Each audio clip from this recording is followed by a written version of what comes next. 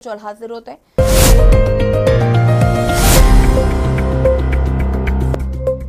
उत्तराखंड में होने वाले आगामी निकाय और केदारनाथ उपचुनाव के लिए कांग्रेस ने रणनीति तैयार कर दी है।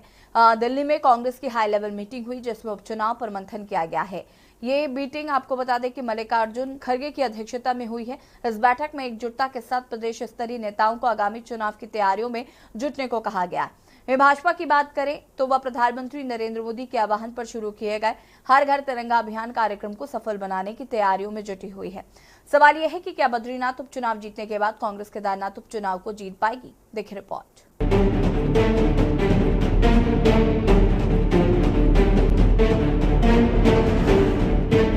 देवभूमि उत्तराखंड में आगामी चुनाव के लिए तमाम राजनीतिक दलों की तैयारियां तेज हैं। इन्हीं तैयारियों को धार देने के लिए दिल्ली में कांग्रेस की हाई लेवल मीटिंग बुलाई गई। कई दौर की बैठक कांग्रेस प्रदेश प्रभारी कुमारी शैलजा की अध्यक्षता में हो चुकी है। वहीं अब कांग्रेस के राष्ट्रीय अध्यक्ष मल्लिकार्जुन खड़गे की अध्यक्षता में बैठक हुई जिसमें एकजुटता के साथ पार्टी के नेताओं को केदारनाथ उपचुनाव और निकाय चुनाव की तैयारियों में जुटने का आह्वान किया गया। कांग्रेस का दावा है कि वो निकाय और केदारनाथ उपचुनाव में बीजेपी को सबक सिखाने जा रहे हैं। पार्टी के सभी नेता एकजुटता के साथ चुनावी तैयारियों में लगे हैं। केदारनाथ विधानसभा का उपचुनाव भी नज़दीक है और निकायों के चुनाव भी नज़दीक हैं, पंचायतों के चुनाव भी नज़दीक हैं। इन सभी को लेकर के कांग्रेस पार्टी पहले से ही गंभीर है और हम तो चाहते थे कि निकायों के चुनाव समय पे हों। सरकारी बार बार उनको टालने का काम कर रही है और हमारी आदरणीय प्रदेश प्रभारी कुमारी शैलजा जी लोकसभा सत्र के दौरान ही इतनी गंभीर हैं चुनाव को लेकर के कि उन्होंने प्रदेश के शीर्ष नेतृत्व को 8 तारीख को दिल्ली बुलाया था और कल प्रदेश के सभी विधायकों के साथ भी उन्होंने बैठक की और आज आदरणीय राष्ट्रीय अध्यक्ष मल्लिकार्जुन खड़गे जी भी पूरे देश के अध्यक्षों के साथ बैठक कर रहे हैं। तो हम किसी भी चुनाव को अब हल्के में नहीं ले रहे और क्योंकि सरकार की बहुत सी विफलताएं हैं, जनाक्रोश है सरकार के खिलाफ, उसका लाभ भी हमें इन उपचुनाव में मिलेगा। देखिए, अगर कांग्रेस को इतनी ही पहाड़ की चिंता होती तो उनकी बैठक दिल्ली में ना होती। उनकी प्रभारी यहाँ के विधायकों को बुला करके और संगठन के लोगों को बुला करके दिल्ली में बैठक न करती, मंथन न करती। मुझे लगता है कि कांग्रेस प्रदेश की पीड़ा से ज्यादा दिल्ली की पीड़ा में व्यस्त है और भारतीय जनता पार्टी के जितने भी हमारे सांसद हैं जो बनकर के यहाँ से गए हैं, सबसे ज्यादा क्वेश्चन संसद में उन्होंने उठाने का काम किया है। यहाँ की जो आपदाएं आई है उनके बारे में चर्चा करने का काम उन्होंने किया है, चाहे हमारे बलूनी जी हो, महेंद्र भट्ट जी हो, नरेश बंसल जी हो, अजय टमटा जी हो। देखिए, यूकेडी की जो हमारे निकाय चुनाव अभी सबसे पहले आगामी निकाय चुनाव हमारे सामने, उसके लेकर जो है यूकेडी भी 2 बैठक इसमें हमारी हो चुकी है। पहली बैठक हमारी बल्कि अखबारों के माध्यम से हमने खबर भी जो अखबार में आई थी उसमें कहा था कि हम रोस्टर का इंतज़ार कर रहे हैं। रोस्टर जैसे ही जारी होता है यूकेडी अपने सारे प्रत्याशियों की घोषणा कर देंगी।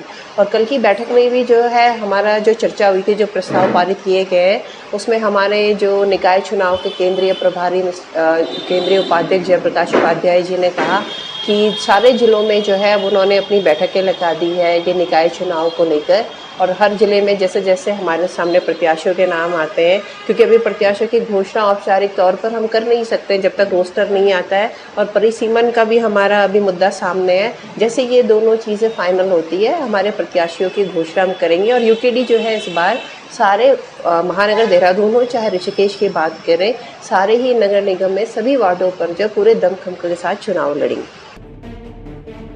आपको बता दें कि उत्तराखंड में कांग्रेस हाल ही में हुए बद्रीनाथ और मंगलौर उपचुनाव में जीत से उत्साहित है और अब कांग्रेस का फोकस केदारनाथ उपचुनाव को जीतने पर लगा हुआ है। और इस बीच खबर ये भी है कि कांग्रेस कार्यकर्ताओं में जोश भरने के लिए पार्टी के शीर्ष नेता राहुल गांधी और राष्ट्रीय अध्यक्ष मल्लिकार्जुन खड़गे सितंबर में उत्तराखंड आ सकते हैं।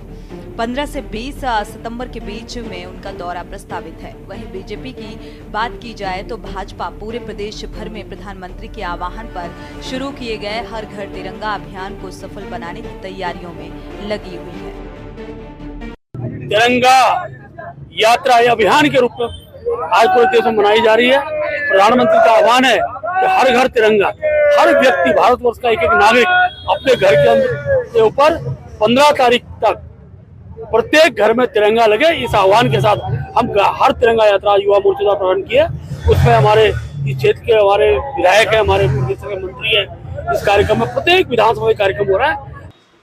नहीं, भारतीय जनता पार्टी का मॉडस ऑपरेंडी तो ये है कि प्रदेश के जितने मुद्दे हैं, जो भ्रष्टाचार के मुद्दे हैं, जो दुष्कर्मों के मामले हैं, जो आपदा आई हुई है, उन सब से ध्यान भटकाने के लिए वो तिरंगा यात्रा को अब आड़ ले रही है। जबकि तिरंगा यात्रा तो कांग्रेस की आन बान और शान रहा है हमेशा से। आप देख लीजिए, जिन्होंने 52 साल तक अपने नागपुर मुख्यालय पर तिरंगा नहीं फहराया, जिन्होंने देश की आज़ादी में कोई योगदान नहीं दिया सिवाय इसके कि अंग्रेज़ों की मुखबिरी करते रहे, वो लोग आज हमको तिरंगे का महत्व समझा रहे हैं और हर घर में तिरंगा लगाने की बात कर रहे हैं। तिरंगा तो हमारे दिलों में बसता है। है, अभी कोई फिक्स कार्यक्रम नहीं है, वो हर स्टेट्स में उन्होंने प्रोग्राम देने का निर्णय किया है। और क्योंकि अभी एक आध महीने के अंदर ही कुछ राज्यों में चुनाव है, तो मुझे लगता है कि पहले उनको तवज्जो दी जाएगी। और हमसे भी डेट्स मांगे, हमने भी डेट्स दिए हैं कि इन डेटों में संभव हो सकता है। अब देखिए क्या प्रोग्राम आता है। कुल मिलाकर बद्रीनाथ और मंगलौर उपचुनाव में मिली जीत से उत्साहित कांग्रेस अब केदारनाथ उपचुनाव के लिए कोई कोर कसर नहीं छोड़ रही। सवाल ये है कि क्या कांग्रेस की बद्रीनाथ के बाद केदारनाथ में बीजेपी पर भारी पड़ेगी। सवाल ये भी है कि क्या उत्तराखंड या कांग्रेस के नेता एकजुटता के साथ आगामी चुनाव को लड़ेंगे या नहीं। Uttarakhand desk report. इस स्पेशल रिपोर्ट में फिलहाल इतना ही। देखते रहिए के न्यूज़ इंडिया। नमस्कार।